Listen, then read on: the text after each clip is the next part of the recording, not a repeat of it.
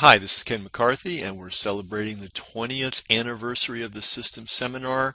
That is the seminar where people first learned to use squeeze pages, relentless follow-up, long ad copy, split testing headlines, prices, and offers, and just even tracking their conversion. Believe it or not, people were not teaching marketers how to do that on the internet. We were the first, and just about everything going on the internet that's practical today got its start at the System Seminar. Now, there were certainly people that were doing these things. Corey Rudel's a great example. Jonathan Meisel's another great example. But there were not many of them, and they weren't necessarily teaching the whole system. So anyway, uh, we started that seminar in 2002. It was based on 9 years of research and experience that got started in the early part of the 1990s. And I have a book called The System Club Letters, and I have something called The System Club. And I strongly recommend you look into both those things because you're not going to find stuff much better anywhere else. And you know who some of our members are? Gary Bencivenga, Perry Marshall, Ben Settle, Doberman Dan. That's the kind of people that are members of the System Club, just so you have a bit of a clue. Anyway, I said that I was going to identify my favorite marketing books. And actually, I've already done that in previous calls. So I recommend that you listen to this whole series and that you actually study this series. One of the reasons is this is the last one I'm doing because I'm just too dang busy. I got so much going on, you cannot believe it. And I thought I would just pump one of these out every day. And it is not terribly time consuming, but I don't even have the time for this. So I recommend that you go back through the series and you'll absolutely catch things that you missed the first time, including the list of, I think, the books that I believe are the most essential books for being successful in marketing. So I'm going to read something from one of my favorite people of all time, Eugene Schwartz. He's known as the author of Breakthrough Advertising, a book that originally came out in 1966, was republished in 1984, and then was published again in 2004. Thanks to Brian Kurtz, one of the great direct response educators of all time. I mean, if there is a direct response educator hall of fame, he has my nomination as being one of the first people to be put into it for all time. He totally undersells himself. He's been one of the best, most important educators in our field since the 80s. And this bringing of this book back into print was just one of probably hundreds of things that he's done to move the direct response industry along. I've talked about Gene before, but it really pays to know this guy and really appreciate him in all his glory. Number one, he was an awesome, formidable copywriter, one of the best that ever lived, one of the best booksellers that ever lived as well. Two, he was a very savvy businessman. He had a company called Instant Improvement, him and his secretary, and they sold millions of dollars of books via mail order, via direct mail. He was also very interested in education, and he wrote books like How to Double Your Child's Grades in School and How to Double Your Power to Learn. He actually invented the infomercial. You know, nobody gives him credit for it, but all that old John, I don't know how to pronounce his name, Nagy stuff, that painting stuff, that was his show. And what Gene did was he bought airtime, he had the guy paint on TV, and then pitched the art class, you know, the mail order art class. That was Gene Schwartz that did that. He was also one of the pioneers of using audio. When audio cassettes were new, he was one of the first people out of the gate to use them. He was also a biblical scholar. Apparently, he was so good at biblical topics that people from all over the world who were also scholars would contact him with questions about details of the Bible. He was also extremely interested in science. I'm reading now from Marty Edelston. He was always reading the leading edge science books, and he belonged to a very sophisticated group that met weekly to discuss the implications of those scientific advances on society. And then he was also one of the best, most successful collectors of contemporary art. And he made a fortune doing that because he had such a good eye. So he was a multifaceted genius, and he was a good guy. He was a good guy, and I met him through correspondence. I wrote him, actually I wrote Boardroom a letter, asked if they had any extra copies that I could buy of his great book, Mail Order. If you ever find it, it's pretty rare. Mail Order, exclamation point. Really good book. Very rare. It's probably the first time you've ever heard about it. You'll probably be the last time anybody ever tells you about it, but it's one of the great books on mail order ever written. And months later, the book arrived in the mail straight from Gene himself. He didn't know me from Adam, and he was kind enough to send me this book out of the blue. What a big thing that did for me. I can't tell you. Anyway, let us read from Gene's book. As you may know, all of us, no matter what official designation we give the industry we do business in, are actually on a deeper level in exactly the same profession. We are simply creating or exploiting markets for our products. When the market is born, our business is simultaneously given birth. When it grows, so does our share. When it is mature, our sales charts develop their first aches and pains. And at that point, if we can develop a fresh new market for that old product, it is exactly as if we achieved the Faustian dream and enabled that product to drink from the proverbial fountain of youth. And that's the theme of breakthrough advertising. Markets go through phases of evolution. It's kind of easy to make money as a pioneer. Then it gets a little harder, and you got to come up with something new.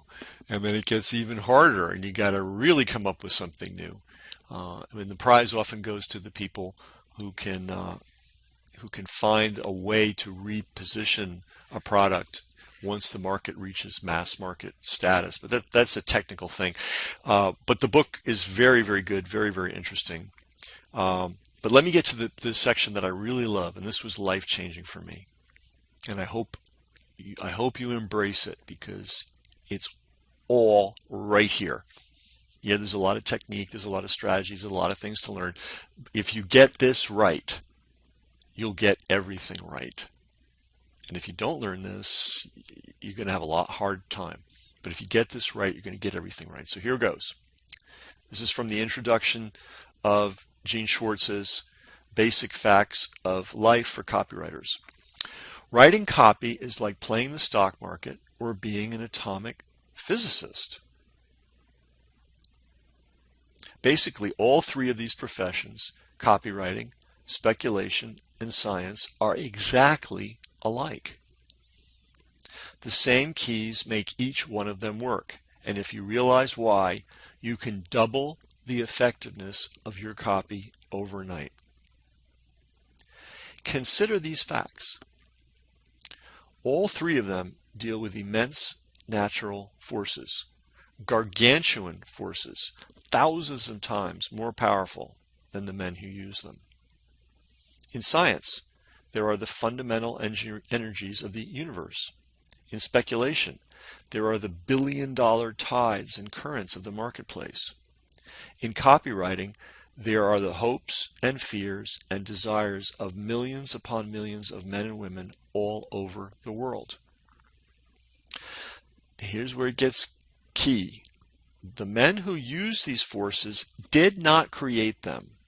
They can neither turn them on nor shut them off. They can neither diminish them nor add to them. But they can harness them. The scientist did not create the energy of the sun, but he can direct that energy into the explosion of an atomic bomb. The speculator did not create the enormous growth of the electronics industry after the war, but he can ride that growth to produce a 50 times increase in his capital. And the copywriter does not create the desire of millions of women all over America to lose weight, men too these days, but he can channel that desire into a particular product and make the owner a millionaire. This then is the end goal, to take these gigantic natural forces and harness them to our own uses. And then he asks, but how do we do it? And of course that's what the book's about. That bit of advice that I was lucky to get when I found an early copy of this book when I was in my 20s, that early bit of advice from Gene Schwartz has made all the difference in the world for me. Yes, I study all the little marketing tricks and techniques, and I know them as well as anybody, but the most important thing that I've done is to appreciate the power of already existing natural forces and realize that I'm not the one that creates them.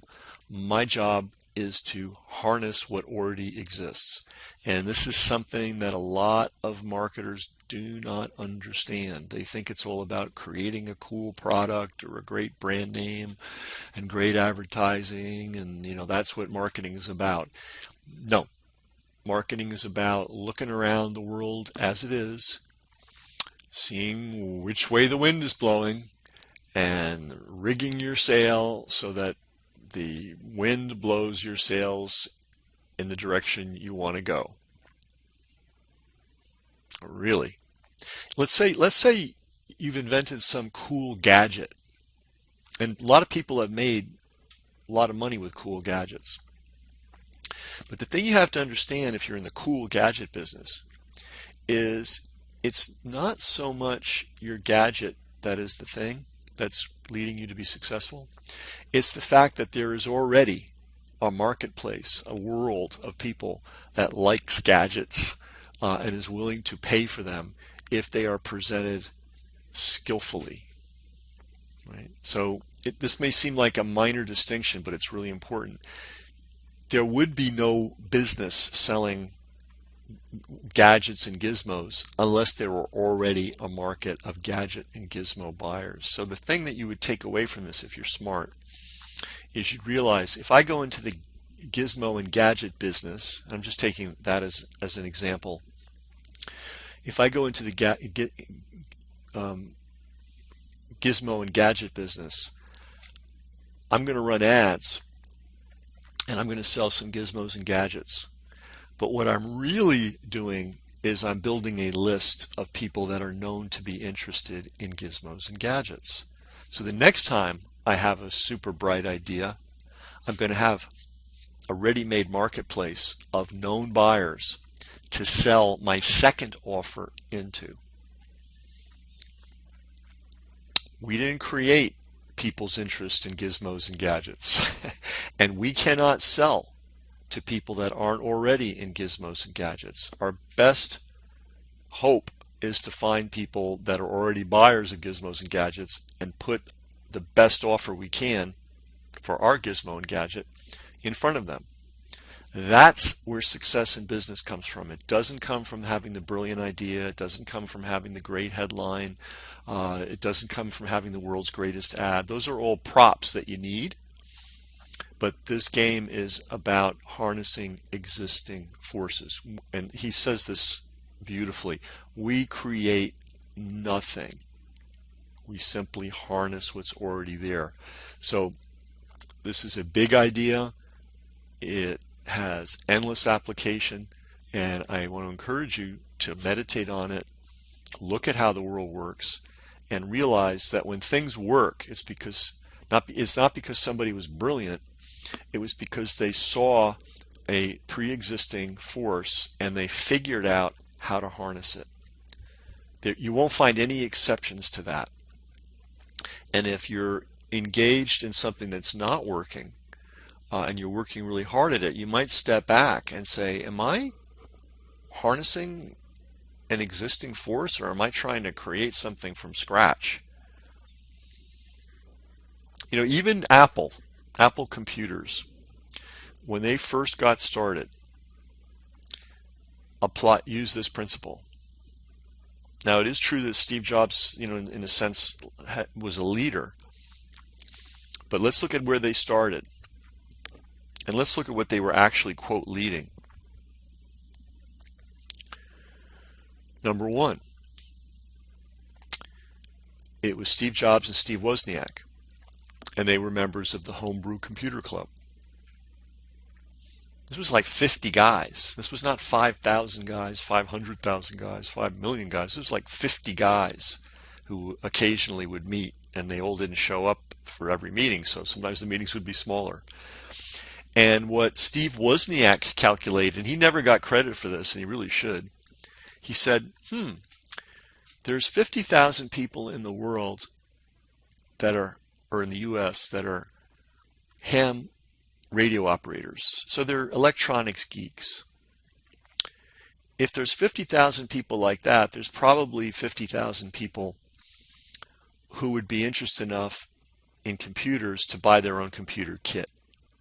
So it makes sense for us to build a computer, make your own computer kit, because there's already this pre-existing force of people that are interested in electronics. That was the basis on which Apple was founded. Now you could say, well, Steve Jobs is an innovator. He did this, he did that. Oh, he did. He did a lot of amazing things. But there was already an interest in electronics and in owning your own little computer. They were harnessing something that existed. And their second big breakthrough came when an educator in Minnesota in the state education system decided that he loved the Apple computer and he wanted to make Minnesota the computer education capital of America, and he liked Apple and he wanted to do it with Apple computers. Apple had no vision for serving schools whatsoever when they started. Wasn't even on their radar. But when they got the call from Minnesota and they saw which way the wind was blowing, they harnessed that force and they became the educational computer company. All right. What was the next thing that Jobs did? Macintosh, the point and click, the graphical user interface, which didn't exist in computing. Apple didn't have it. IBM didn't have it. Xerox had it, but wasn't doing anything with it.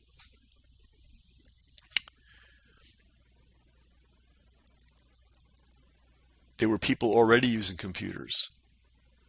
They were frustrated with the way computers worked. This was a way for people who wanted to get into the game of using computers without having to learn all kinds of arcane stuff. Jobs was harnessing an existing force. And I could go right down the line. You know, what was the smartphone? A cell phone with an MP3 player. Existing forces. So, you know, this guy that we consider the greatest innovator of all times, and he certainly was a great innovator, he was a genius at harvesting existing forces. Okay, so look at what you're doing, look at what you're trying to do, look at when you're out in the world looking for opportunities, that's what you should be focused on. All the marketing mechanics, that's the easy stuff. It's identifying the pre-existing force and then figuring out how you're going to harness it. I use the word harvest, but it's the same thing. Harness and harvest the existing forces. So that's a little bit of an analysis based on a short reading from this great book by Eugene Schwartz, one of the books that really influenced me. Back in this series that I've done, I do a couple of shows on each individual book. You're going to have to dig through it and find it. I totally strongly positively recommend that you surround yourself with the best possible books you can find. And we are blessed.